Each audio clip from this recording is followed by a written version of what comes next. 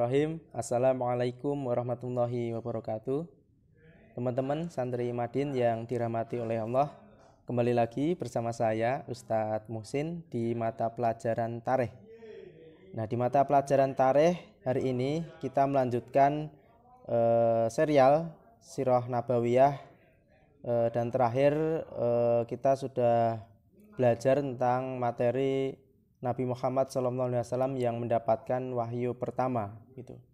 Nah, setelah mendapatkan wahyu pertama, maka kewajiban dari Rasulullah adalah menyampaikan kepada umatnya begitu. Nah, hari ini materinya adalah tahapan pertama dari dakwah tersebut, yakni dakwah secara sembunyi-sembunyi gitu.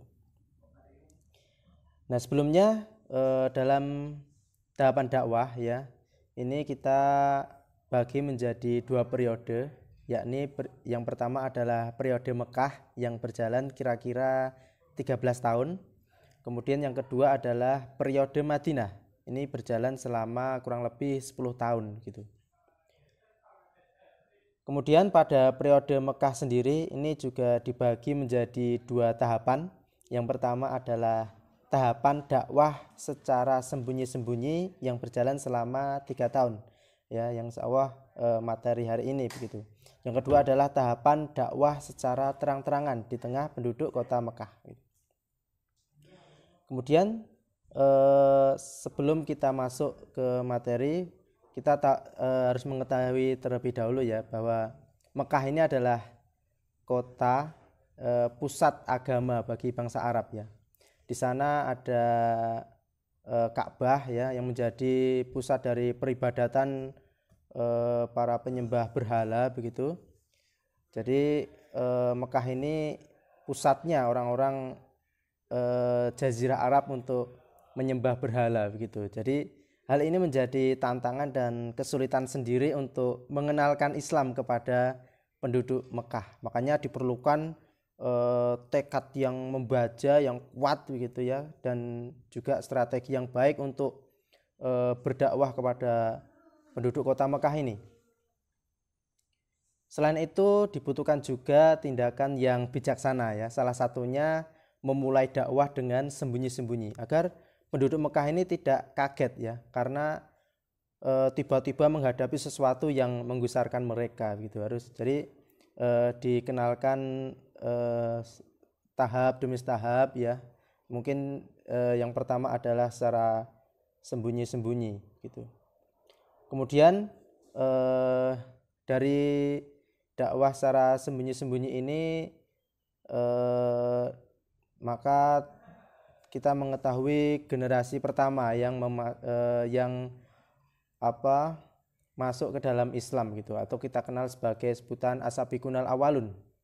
Dan dakwah pertama yang dilakukan Rasulullah ini adalah kepada orang-orang yang memiliki hubungan dekat dengan beliau, baik itu keluarga maupun sahabat-sahabat karib beliau, dan kepada siapapun yang memiliki kebaikan yang beliau sudah kenal dengan baik dan memang diketahui mencintai kebaikan dan kebenaran, sehingga ketika Islam itu sampai kepada mereka, mereka itu dengan mudahnya menerima begitu.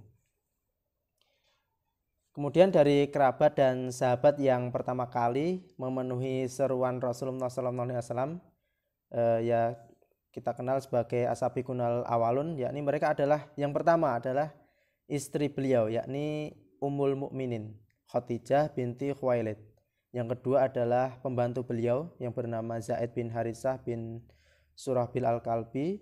Kemudian yang ketiga adalah anak paman beliau, yakni Ali bin Abu Thalib, yang saat itu masih anak-anak ya, umurnya sekitar 10 tahunan begitu, dan hidup dalam asuhan beliau. Yang keempat adalah Abu Bakar As-Siddiq.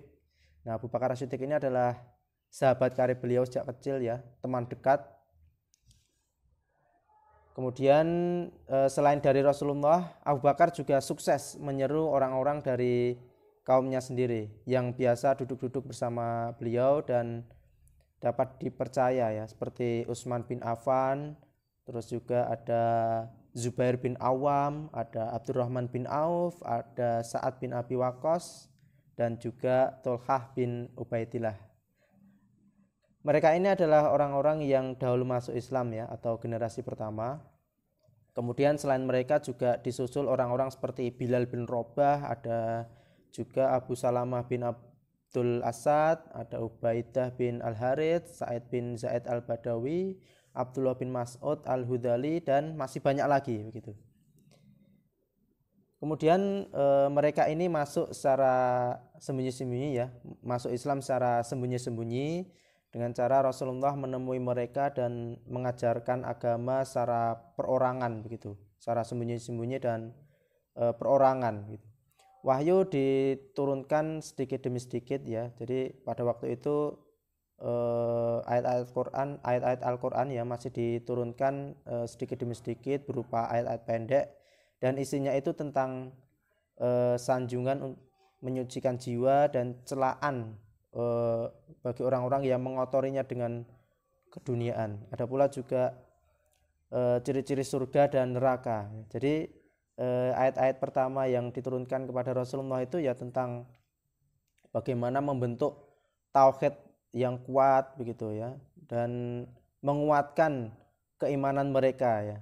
Jadi tidak mudah goyah begitu, membentuk karakter yang kuat.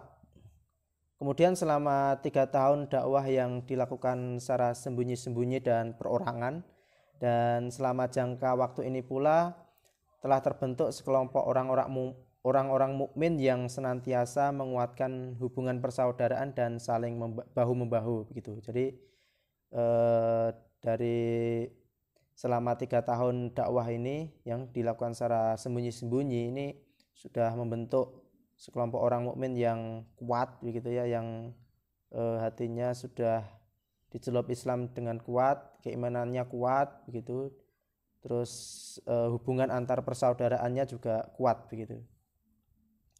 Kemudian setelah melihat beberapa kejadian di sana sini ya, ternyata dakwah Islam ini sudah didengar oleh orang-orang Quraisy.